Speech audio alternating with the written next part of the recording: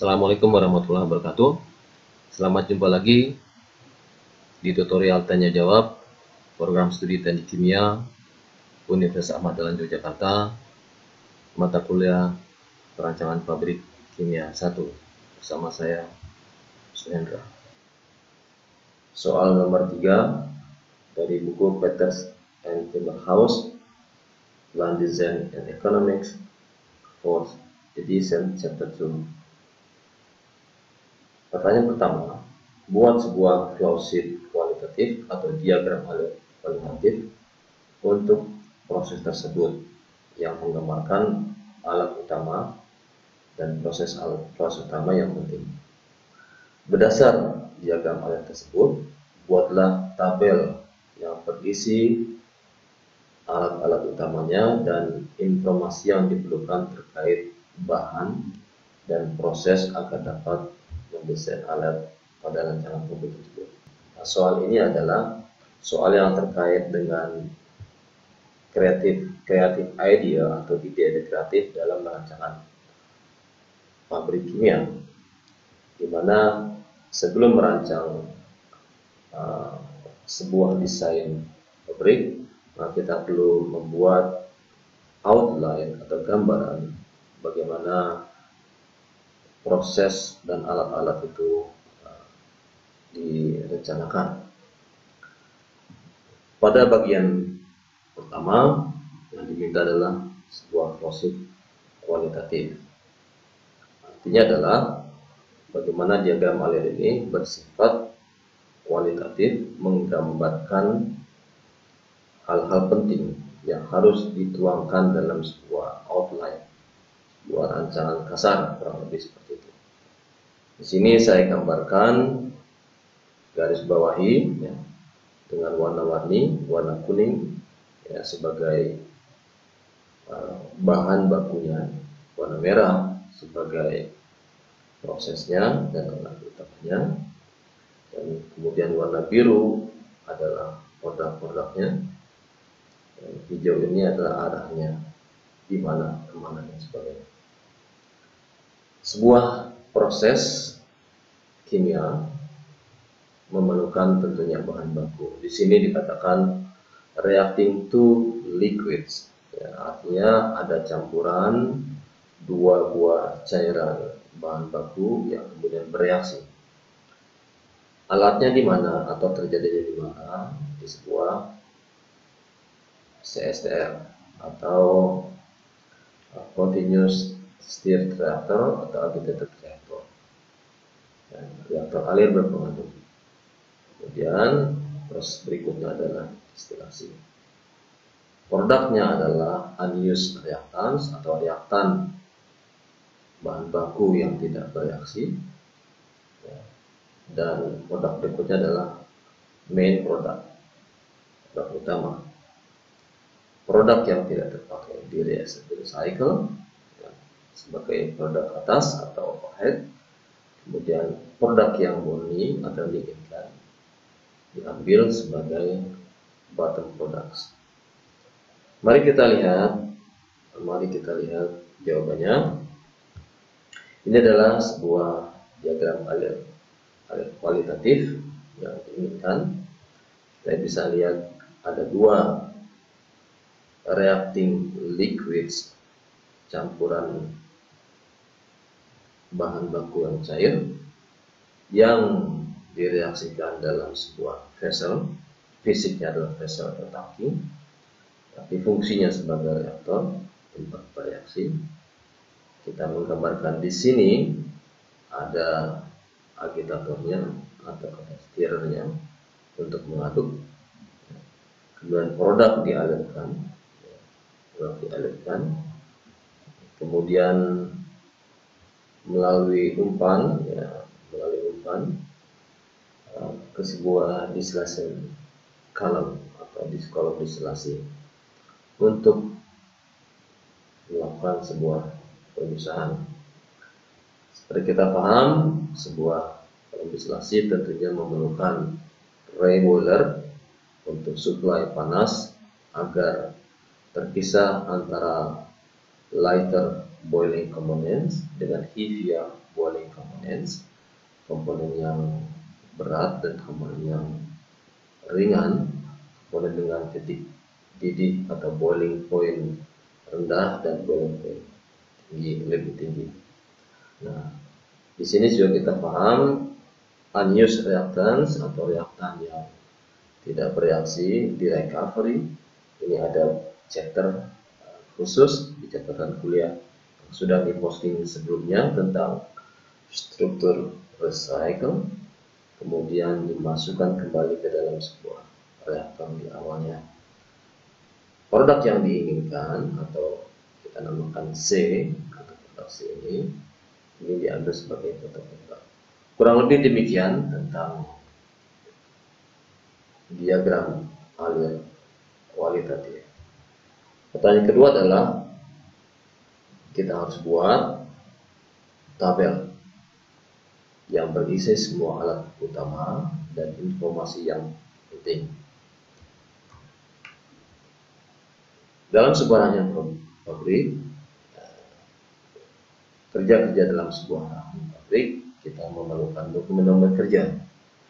Minimal untuk dokumen kerjanya kita memerlukan tabel atau list alat-alat utamanya, list pipa atau pipe list alat-alat yang memerlukan energi, memerlukan listrik, memerlukan steam, memerlukan panas dan sebagainya. Kemudian tabel tentang instrumen maupun valve.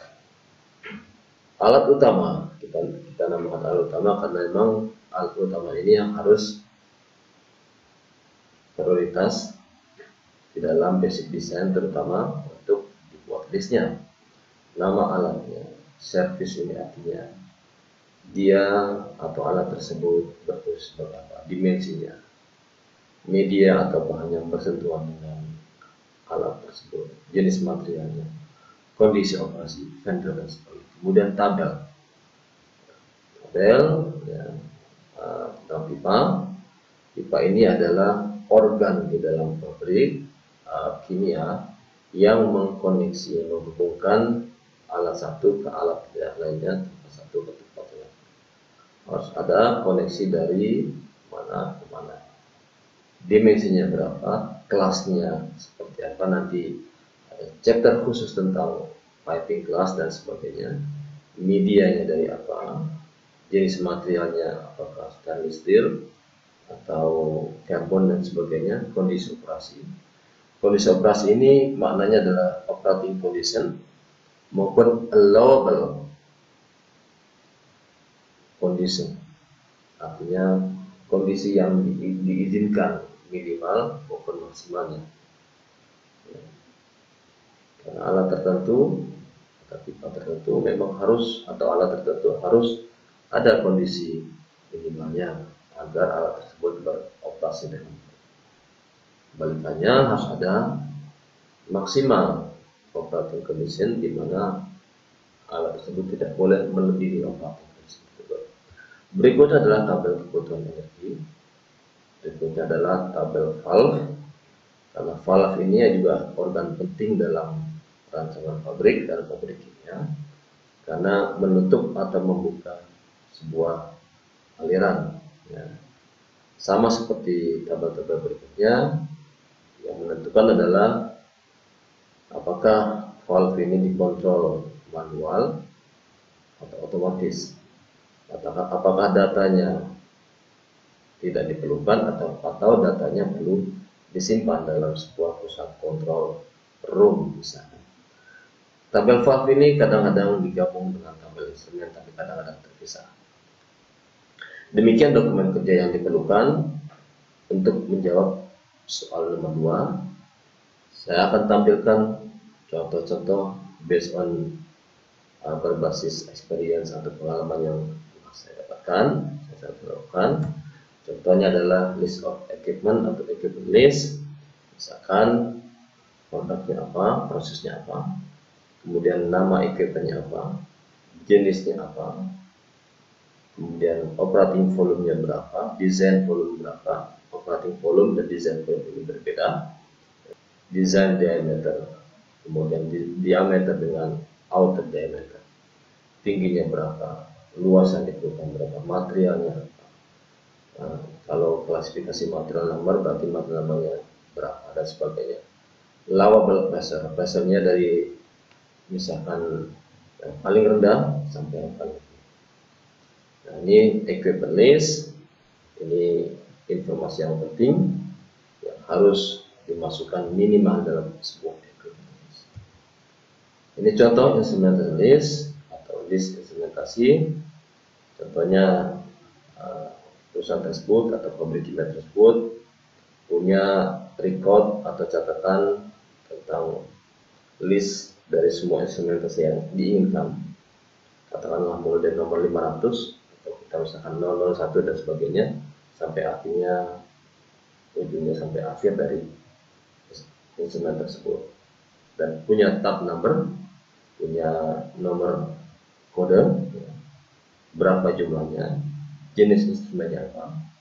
Contohnya ini adalah liquid level indicator, liquid level transmitter, temperatur alarm, temperatur indikator dan sebagainya, dan seterusnya. Servisnya apa, dia untuk apa fungsinya instrumen tersebut. Contohnya sebagai gauge dari sebuah vessel, atau alarm dari sebuah vessel, atau indikator dari sebuah vessel dan sebagainya. Stream number, arusnya nomor berapa, temperatur atau tekanan utama, tekanan minimal berapa, tekanan maksimal berapa, tekanan normal berapa, tekanan desain berapa, dan sebagainya. Ini adalah contoh dari instrumen list. Kemudian ini adalah contoh dari valve list. Valve-nya misalkan gate valve, check valve, dan sebagainya seterusnya. Deskripsinya seperti apa dari piping class. Kadang-kadang valve itu dibedakan dengan painting atau warna dari valve tersebut untuk memudahkan apakah valve ini diklasifikasikan untuk fungsi tertentu dan sebagainya. Terus kemudian valve ini juga harus memiliki dokumentasi. Oleh karena itu dokumentasi tes dan inspeksi harus disertakan.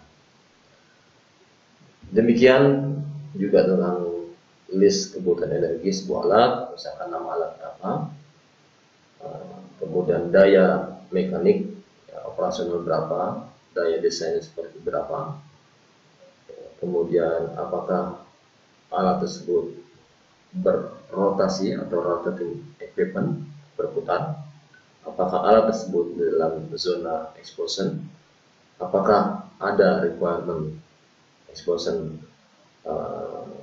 level tertentu yang belum diperhatikan, kemudian temperatur kelas, ya, ada temperatur kelas 1, 2, 3, 4 dan seterusnya.